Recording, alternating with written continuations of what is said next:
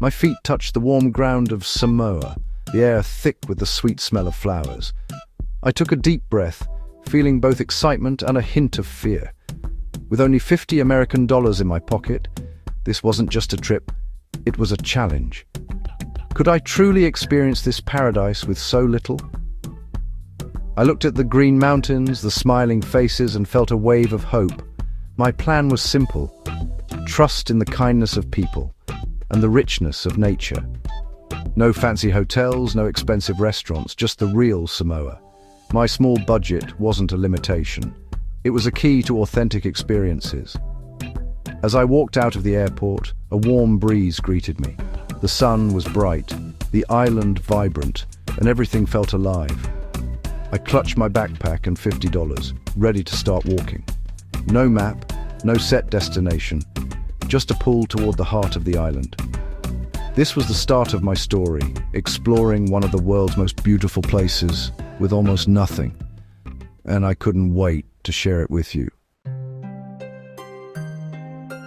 $50 isn't much, so I had to be smart. My biggest expense would be a place to sleep, a traditional Samoan beach fail. For $25 a night, I got a mattress, mosquito net, and 2 meals a day.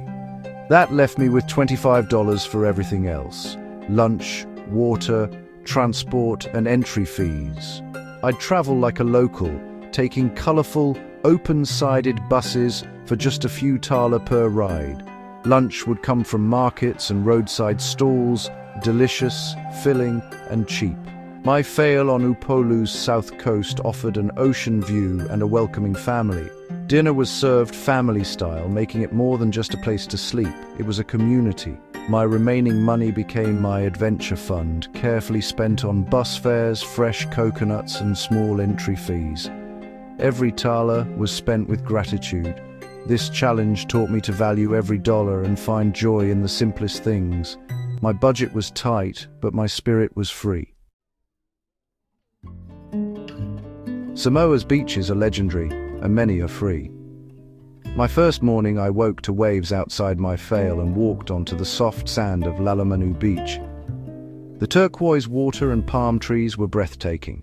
I swam, collected shells, and soaked in the beauty, all for nothing. Later I hopped on a local bus for less than $1, reggae music playing, friendly faces all around. I found a hidden cove, empty and perfect, where I snorkeled with colorful fish. Nature was my entertainment. The Tesua Ocean Trench was a must-see, even with its 20 tala fee, worth every penny for a swim in that magical vine-draped pool. My days found a rhythm, mornings on the free beach, afternoons exploring new spots by bus, waterfalls, beaches and jungle paths, many with tiny fees paid directly to local villagers. I was happy to support the community. My adventure fund stretched further than I'd hoped. The best part, the most beautiful places cost almost nothing. Samoa's natural wonders were open to everyone. I learned that paradise doesn't have to be expensive. Every day brought a new discovery. My budget adventure was richer than I ever imagined. Samoa's beaches were the heart of it all. Eating in Samoa on a budget was a delicious adventure. My fail-stay included breakfast, fresh fruit and local bread, and dinner, a feast cooked in an earth oven. We ate palusami, fresh fish, and taro, all shared family style. For lunch, I explored markets and roadside stalls. A juicy mango cost less than $1, a plate of sapasui, just $2. Street vendors sold fresh coconuts and kekepua, savory pork buns for a single tala. These cheap, tasty snacks kept me full and happy. Eating like a local saved money and connected me to the culture. My food budget was about $10 for the trip, spent mostly on lunch and snacks. I refilled my water bottle at the fail, skipping bottled drinks. The best food wasn't in fancy restaurants, it was in the markets and homes of Samoa. Every meal was a discovery, every bite a story. I wasn't just eating, I was living Samoa's daily life. My budget meals became some of my favorite memories. To understand Samoa, you have to visit its markets and villages. The Fugale market in Apia was alive with color, laughter, and the smell of fresh produce. I wandered the stalls, watching women weave mats and farmers display taro and breadfruit. I bought a handmade shell bracelet for 2 thaler, a small but meaningful souvenir. Even with little to spend, the experience was priceless. Sellers were friendly, sharing stories and smiles. Leaving the city, I took a bus to the countryside, where village life moved at a slower, more connected pace. Children greeted me with curiosity. An older woman offered me papaya from her garden. We communicated with smiles and gestures. Her kindness moved me deeply. This was the spirit of Fa'a Samoa generosity and community. I spent the afternoon simply sitting with her, watching village life unfold. I learned that true wealth is found in family and connection, not money.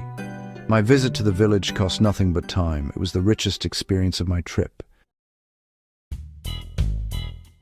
My journey in Samoa was about more than sights. It was about understanding Fa'a Samoa, the Samoan way. Family, religion, and respect for elders are its foundation. My host family showed me how everyone helps each other. Family is everything. Sunday is sacred.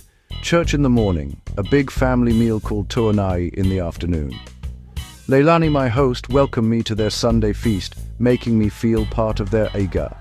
Respect is central. Always greet with talofa, thank with fa'afetai, and dress modestly in villages. These small acts showed I valued their culture, and in return I received warmth and hospitality. The people of Samoa opened their homes and hearts to me. My $50 budget led me to the true treasure, the people and their way of life.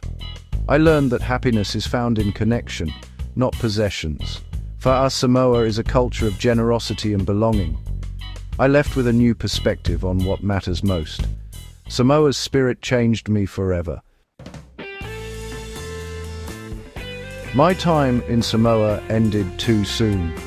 With just enough money for the bus to the airport, I left with an empty pocket but a full heart. I'd swum in the Tusue Trench, eaten local food, and walked through vibrant markets. But the real treasure was the warmth of the Samoan people and the peace I found. This journey proved you don't need much money for a rich travel experience. The most meaningful moments come from simple things. A smile, a fresh mango, the sound of the ocean. My budget pushed me to connect, to live like a local, and to discover the real Samoa. As I said goodbye, Leilani hugged me and said, "Come back to your Samoan family soon." I knew I would.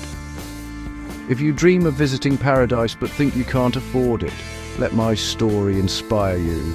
You don't need to be rich, just adventurous and open-hearted. Samoa's magic is waiting for you. Now, it's your turn to start your own journey.